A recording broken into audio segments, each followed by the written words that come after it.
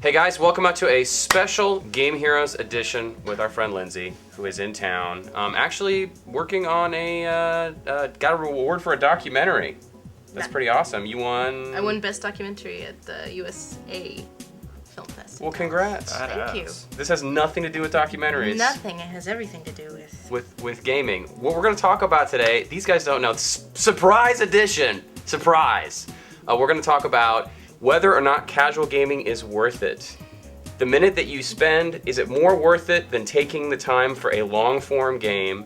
What is more satisfying? The minute that you take, or the satisfaction from a game that you can actually beat? Okay, I have something to say about that.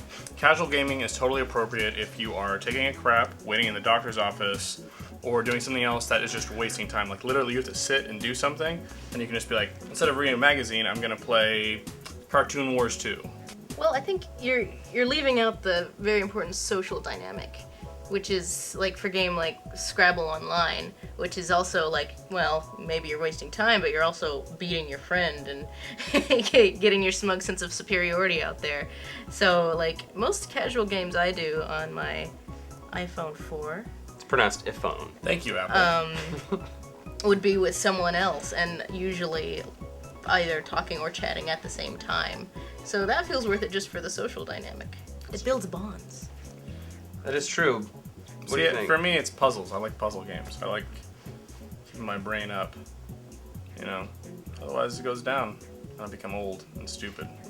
So you feel like you're stimulating your brain in a certain way so that you're perhaps, you know, if you were to have a stroke in the future, you're like, oh my goodness, thank you for casual gaming because now I can actually use that side of my brain. Yeah, basically, when I'm like 96, that's when I think I'm just gonna start going. It's gonna kick in. It's gonna start, you know, dementia and things like that. But up until then, I'll probably just kind of pretend like I'm crazy, just screw around with people, just so I can get away with things like getting full body tattoos and shooting shotguns off randomly. And I just be like, oh, he's a crazy old man. But I'm like, no, thanks to casual games, I'm smarter than you are. Sudoku. Exactly. So now, Liz, you're talking about bringing up the fact that there's a social aspect now to these casual games. Do you feel like you've gotten to know people better because of casual games? Do you feel like it's improved your friendship with people? Or do you think that it's just kind of connected you in a way, maybe even added more to this kind of addictive flavoring of casual games? No, I do. I do.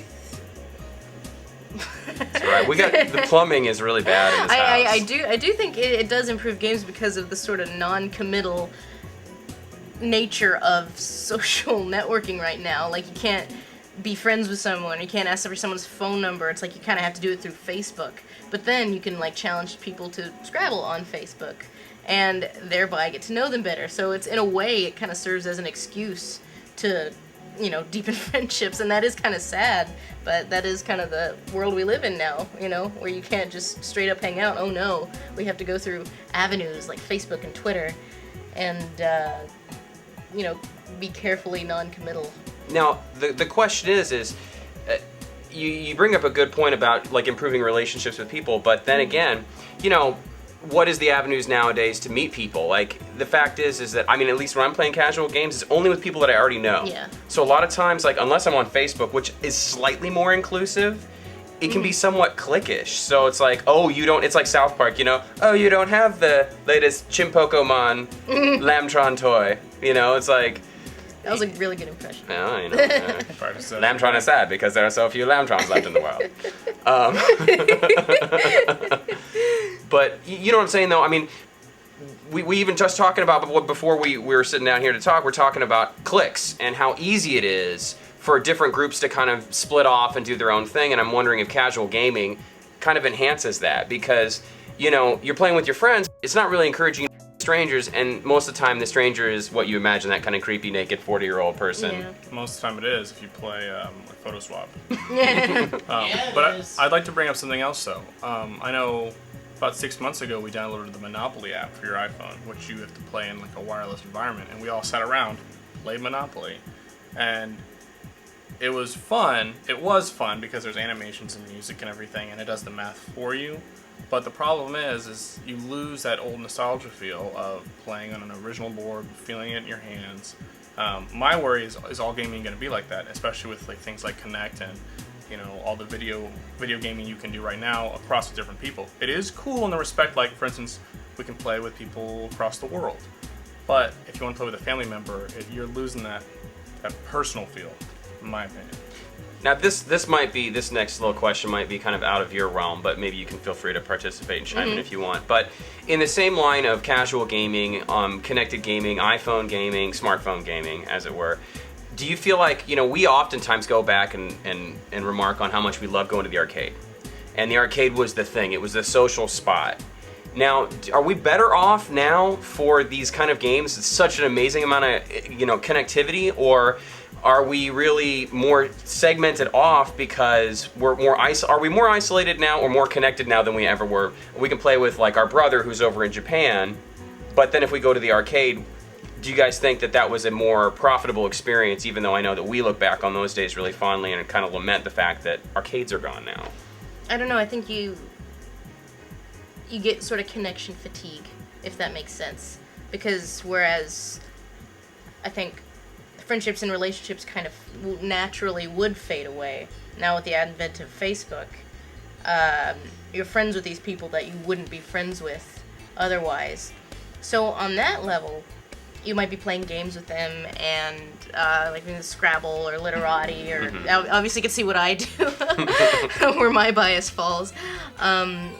But at the same time, since you have so many relationships, I guess they are weakened in that there are kind of an oversaturation. So I think it's not less, it's just different, if that makes sense. What do you think, Joe? I kind of agree, the quantity over quality, a little bit. But, devil's advocate, you used to play with Steven Stell, who was an old neighbor of ours, lost contact with, and you used to, play Bejeweled against him. Yeah, and this is a good point. So, like, I started playing Bejeweled Blitz with somebody that I knew when I was, like, 8. But then I stopped playing Bejeweled Blitz, and even so, like, our interaction was only limited to Bejeweled Blitz and beating each other's scores, and then maybe, like, a quick, we didn't actually engage in a conversation to find out more about each other. It was more just like, I happen to be, I mean, it's might as well, like, if I'm playing Call of Duty, I might as well be playing against Steven Still on the other team. Because that would have the same level of connection to some stranger. I just happen to know him, so it makes me want to play more. But, like, when I go back to that kind of original argument is that more into the manipulative mindset of the developers to try to keep you involved in the game longer and perhaps purchase an upgrade version of the game, or coins, or some kind of gimmick to get, to monetize their free game.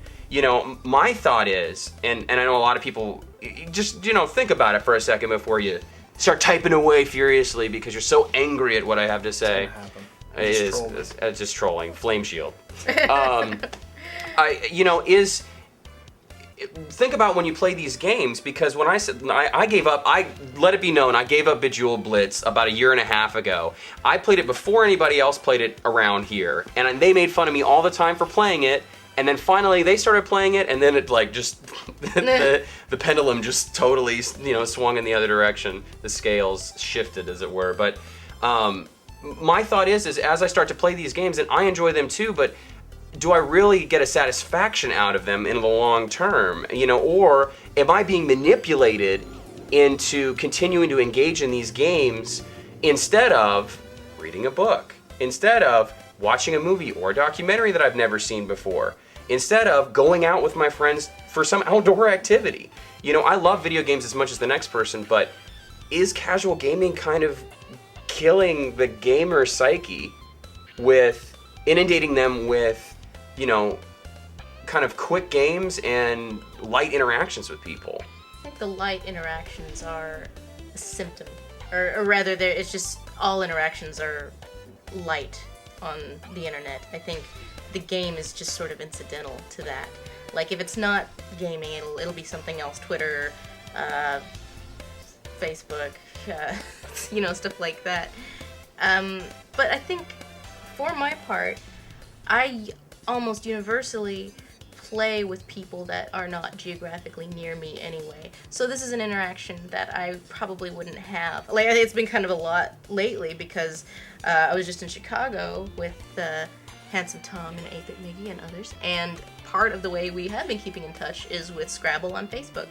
And that's sort of an interaction that we probably wouldn't have if it weren't for the Scrabble. And I'm kind of glad for it. Like, it gives us an excuse to talk and bond, and then we might be more productive in other ways. Bit of an icebreaker before you... Yeah, exactly. Yeah. Yeah, So- but do you limit your casual gaming to just the multiplayer?